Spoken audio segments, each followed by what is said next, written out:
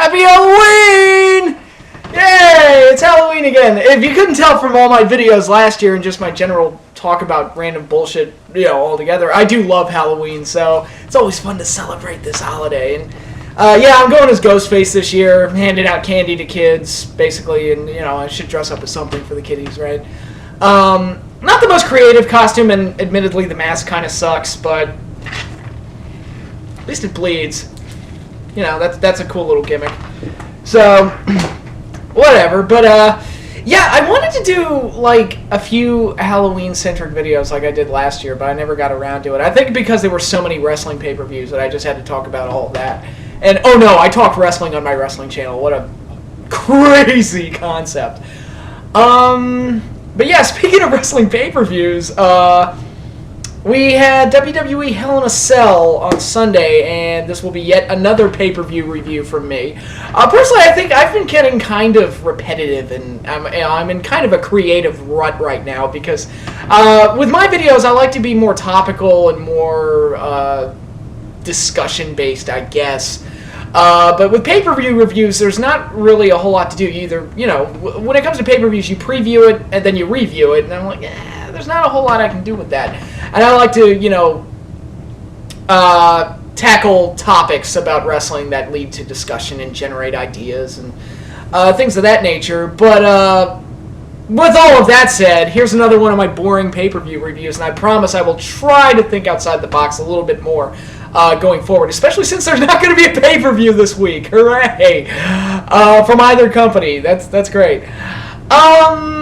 I did want to bring up one topic, though, and I'll talk about it when I'm done talking about Hell in a Cell, but I do think it's part of the problem when you look at some of WWE's creative woes. Not that they're an absolutely terrible product at the moment, but they didn't quite capitalize on the heat that they had coming out of SummerSlam either.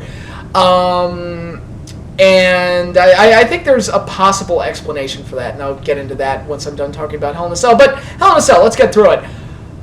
Overall, this is another pay-per-view that I kind of felt, flat. Again, SummerSlam was so good. It was so good. Best pay-per-view of the year, easily. Two awesome matches in Punk and Lesnar and Bryan and Cena, probably my two favorite matches this year. And just a really solidly put together show all around. It was just a very strong show, and coming out of it, it was like, holy shit, WWE, they've got a direction. It's awesome. They're on fire, baby. But, ever since SummerSlam, it feels like their pay-per-views have just fallen flat, and they haven't really been able to space out the stories the way they should, and fill the pay-per-views, the quote-unquote B pay-per-views with enough content to really save the big stuff for the bigger shows, while at the same time offering substantial content for the lesser pay-per-views. And they just haven't been able to do that since SummerSlam, and that's really odd. But this is another show I just kind of felt... that was kind of my reaction to it when it was over. Let's get into the matches. The best match of the show was actually the first match of the show. And that was the tag team match. It's so nice to have strong tag team matches again. It is great. Three-way tag. The Rhodes Brothers versus the Usos versus the Shield. Not as emotional or dramatic as the match that the Rhodes and the Shield had last month at Battleground. I keep forgetting the names of these pay-per-views. But it was an action-packed, exciting match, and you expect that out of these three teams. And for that, it was really, really good. And with all the effort that they put into the tag division, great. This was all fine, and when it kicked off the show, I was thinking, yeah, this is going to be a really good match, just because it's kicking off the show and they're going to start hot. And they did. It was very, very good, and I liked it. And it was, unfortunately, the best part of the show. But speaking of that, let's move right along. We had The Miz come out and challenge the Wyatts, and when they attacked him, Kane came out, poorly beat up the Wyatts. He kind of botched the slam that he was going to do on one of them. I forget which one, but he didn't look too good right away. And then he chokeslammed Miz, so it's like, okay, where are they going with Kane here? And then the next night on Raw, he's going to be a tool of Stephanie McMahon and the Authority. So I'm just like, yay, random heel turn for no reason.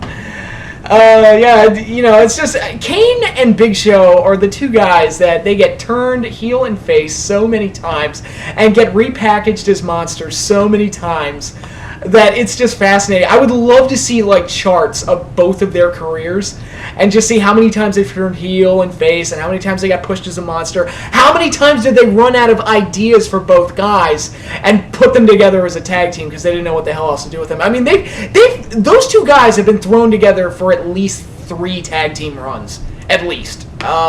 Maybe 2, I don't know. But I've seen it more than once, and that in of itself is kind of shocking. But so that's the direction of Kane's character. I don't really care, to be perfectly honest.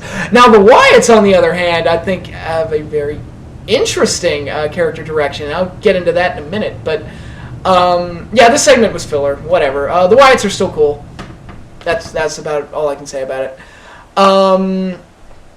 Then you had the mixed tag match, which was just comedy filler. You know, fine, whatever. God, what else? What came after that? There was so much filler on this show. The U.S. title match of Big E Langston versus Dean Ambrose, which was put onto the card because Curtis Axel was injured. So they had to cancel the Intercontinental title match, so they did Big E versus Dean Ambrose for the U.S. title. This match was terrible. I mean, this match was shockingly bad, and I love Dean Ambrose, but wow, this match was atrocious. Really, really awful. Yeah, that's pretty much all there is to say about it. It was just fucking bad. I mean, I know it got thrown on there last minute, and Big E as a face was rushed as all hell, and people don't really know how to react to him yet. But it was really awkward. They did not mesh well together at all. And, you know, they did clunk heads in the middle of the match, so that happened. Then I believe we got the first Hell in a Cell match. It was Punk and Ryback and Paul Heyman. This was underwhelming as hell. This was just... It was just underwhelming. That's the best way I can describe it. The payoff with Heyman getting beat up was not satisfying. It was not... I mean, Punk made it sound like he wanted to murder Heyman, like do something really violent to him. And I wasn't expecting anything on par with like WrestleMania 22 where Shawn beat the holy hell out of Vince or anything crazy like that. But I know my friend Eric, he had the idea of... they should get a cinder block, obviously a gimmicked one, and have Punk like kick it up against Heyman's head, or just something like really violent, something that you would believe would like be a satisfying end to this whole cat and mouse chase that's been going on between Punk and Heyman for months. And we didn't really get that. It was just kind of like, okay, he beat Ryback in this meandering pedestrian match, which Ryback has had a lot of pedestrian matches lately, and then he just beat him up on top of the cell, and he hit him with the kendo stick a couple of times, and that was it. And it just wasn't the super satisfying ending that I would have wanted out of this, especially the way Punk cut his promos and talked about how he was going to set the world on fire until nothing was left but Heyman, and then do whatever he wanted to him, and things of that nature. And it didn't really play out, and it was just an underwhelming match, to say the least. Again, I would have preferred Punk and Lesnar too. I'm just throwing that out there, just saying. What was next? God, what was next? I don't know. Again, so much of this card was just so underwhelming. Was it Cena and Alberto next? No, there was something else in between. I don't remember. I don't even fucking remember. That's amazing. I don't even fucking remember what... I know there was something after the first Hell in a Cell, and I don't remember what it was. It'll probably hit me in the middle of this review, but... Fuck it. Whatever. God, no, damn it, I'm going to remember this match. I'm having like a fucking senior moment right in the middle of one of my videos. Fuck it. Who cares? Whatever it was uninteresting. Then you had Cena and Alberto for the world title. Not a bad match, but again, it's just that air of predictability about it. It's like, we know. Cena's Jesus. He's the best, and he's going to win the fucking title. And sure enough, that happened. Next night on Raw, Damien Sandow cashes in after beating the crap out of him. Very good match, I must say. Probably the best match I've ever seen Sandow have. But again, it was just like, you just know Cena's going to win. You just know. And I just love that it was pointed out that he's only 2 reigns away from tying Ric Flair's. I'm like, oh, I can't wait until Cena breaks that record, because that's going to be... You want to see net rage, that'll be hilarious when that happens. But... yeah, it's... it's just... Again, the only thing they could do with this that I would like would be if they did a unification match where Cena turned heel and revealed himself to be like the true corporate tool champion. That's the way I would go with it. Even if it's Orton that he's thrown up against, I think you could do that with. Like, Orton was a pawn all along, and the true plan was to get the belt, the unified World Heavyweight Championship on John Cena, so that he would be the true #1 champion, because he's the corporate boy. Even if Orton is the one that they do that with, as the WWE champion, you get a double turn out of it, if nothing else. That's just... I think it would just... Cena as a heel basically writes itself. And I think it would be a way more interesting story. Now, if we get Cena and Orton again, it's the same goddamn thing that we've seen 800 kajillion times, and Orton's the heel and blah, blah, blah, blah, blah, I'm going to be bored out of my fucking skull, because I've seen that match 9 million times. I don't need to see it again, unless you're going to do something creative with it. And turning Cena heel would be the solution to that. But, anyway, then I think we got the Divas match. It sucked. Moving on. Main event, good match, but the ending kind of left me feeling empty, and that's a major problem. And I did want to do a video talking about how the ending to a show can really make or break it. I'll do that probably around WrestleMania season. I'm going to talk about like the best and the worst endings in WrestleMania history. But yeah, it was just kind of an empty feeling kind of ending. And had this been the ending to the first Bryan and Orton match, it probably would have been okay. But the fact that this was the ending to the third one, and you kind of know that this is the end of it, it's kind of like, oh, okay, that's it. Yeah, it just wasn't. It was just kind of a lackluster ending. And, of course, Shawn Michaels proves once again that he is the worst referee in the history of wrestling. Because he's an emotional nut job that can't keep his feelings in check when he's fucking wearing the stripes. Seriously, every time that dude has been guest referee, he's been involved in controversy. The first SmackDown, SummerSlam 97, Judgment Day 2000, even WrestleMania 28, where he almost ended the streak because he couldn't keep his emotions in check. And, of course, Hell in a Cell. It's like... it's funny. It's funny how there's these things with legends that just keep popping up. Like Sting and Flair as tag team partners, and Flair always turns on Sting, and Sting can never figure it out for some reason. Or Hulk Hogan always has a best friend that turns on him. It's like, dude, when are you gonna learn? It's like, and it's like the WWE universe that voted Shawn in. It's like, really, you don't think that this is a bad idea to have him be the referee? Because he's kind of bad at this. He's shown that. His history has shown that. He's really bad at this. But, so that gave me a few chuckles. But I did mark out when Bryan kneed Triple H in the face. I still want to see a Triple H and Daniel Bryan match. I think that could be a really big match to have.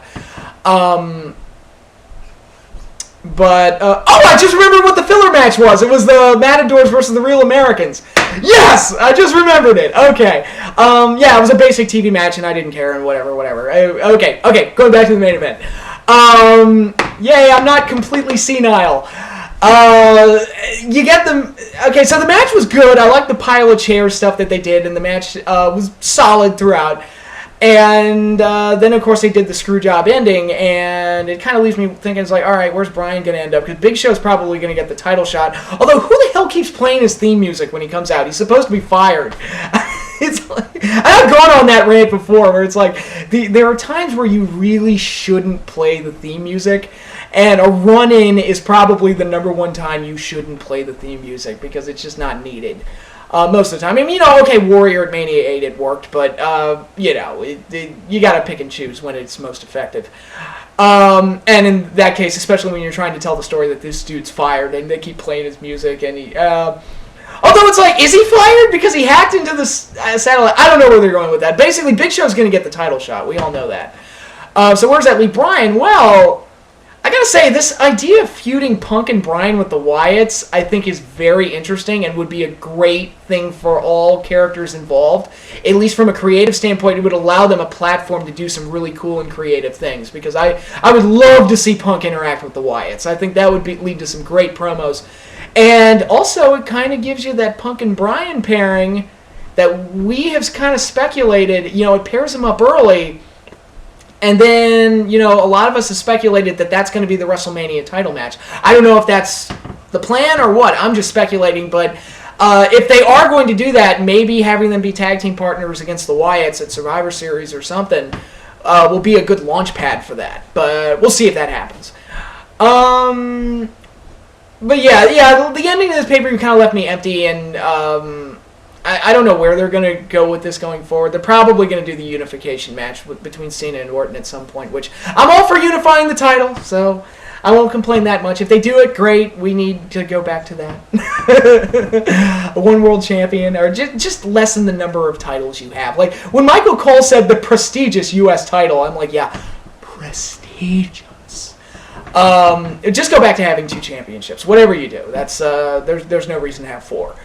But yeah, that was Hell in a Cell. Just kind of a flat, empty pay-per-view. Another one. After, let's see, they had Night of Champions, Battleground. I didn't see Night of Champions, but I did see Battleground. I did see this one, and just kind of dead, lifeless shows. And Raw has been better lately, so you would think that would translate into better payoffs at the pay-per-view, but it's just not working.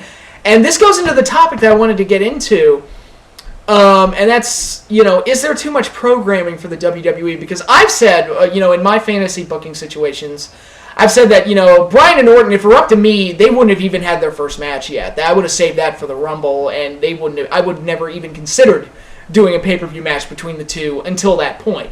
Unless you do the Cena heel turn. That would be my only concession to do that. But here, they've already had 3 pay-per-view matches. 4 if you count the Money in the Bank cash-in, which I don't. Going back to the Money in the Bank cash-in, Damian Sandow winning the Money in the Bank was completely pointless.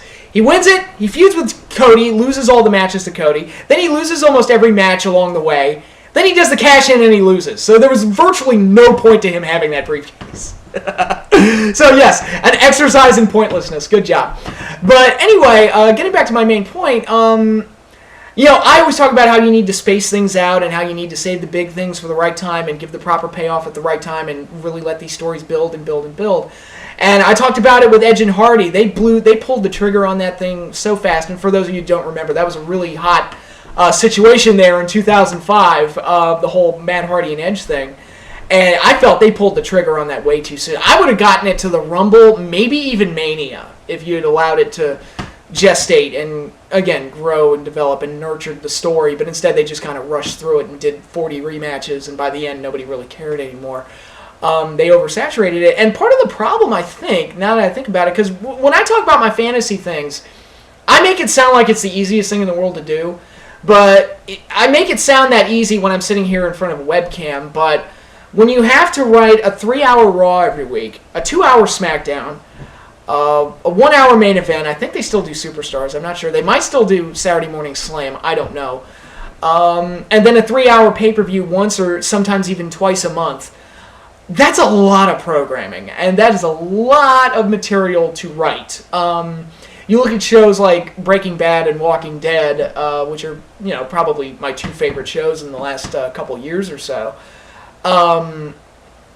They look like they do a really good job of spacing things out and, doing the proper payoffs at the right time. And I'm not going to give away any spoilers to give examples of that. But trust me, they did a really good job with that. But they only have an hour a week. So that's different. And I think the last season of Breaking Bad had 16 episodes total. So that's 16 hours of programming spaced out over the course of a year.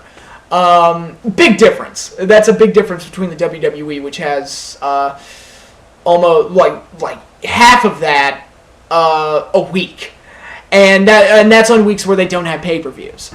So that's a lot of programming to make up for, and it makes me wonder if there's just so much programming and there's so much material that they have to write that they almost can't help but burn through all their good ideas and not take the proper steps to tell the right story right away.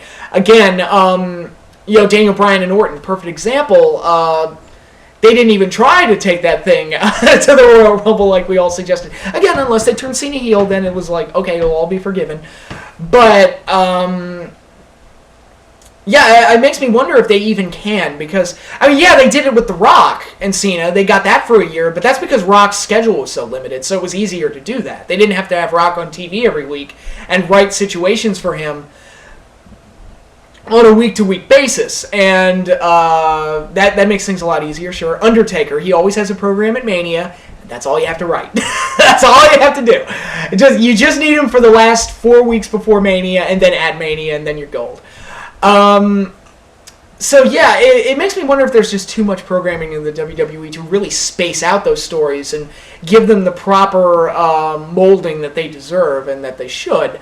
Again, I still maintain that the WWE has a solid foundation in place. Like I said, I still want to see a Daniel Bryan Triple H match, and I want to see ultimately what they do with Daniel Bryan going forward. I don't think he's completely ruined. I don't want to say that, but because like I said, Raw wasn't completely awful. They did some interesting things, like the stuff with the Wyatts, and the ending with Big Show was admittedly kind of cool, even if his theme song playing made no sense. So they've still got a pretty solid foundation, and they've tried to put on generally better shows, especially on Monday nights. I can't speak for SmackDowns, but it's really hard to write that much programming a week, and I think that might be the reason for a lot of the problems. And it's really hard to come up with meaningful material for a pay-per-view once a month or sometimes twice a month. That is way too hard to build and to grow and everything like that. And I've said before, it's like WWE could afford to drop a couple pay-per-views. It wouldn't, like, at least one or two. Especially when you look at October and they had Hell in a Cell and Battleground almost right on top of each other. That's just too much, and especially when you look at the high price tags attached to these pay-per-views.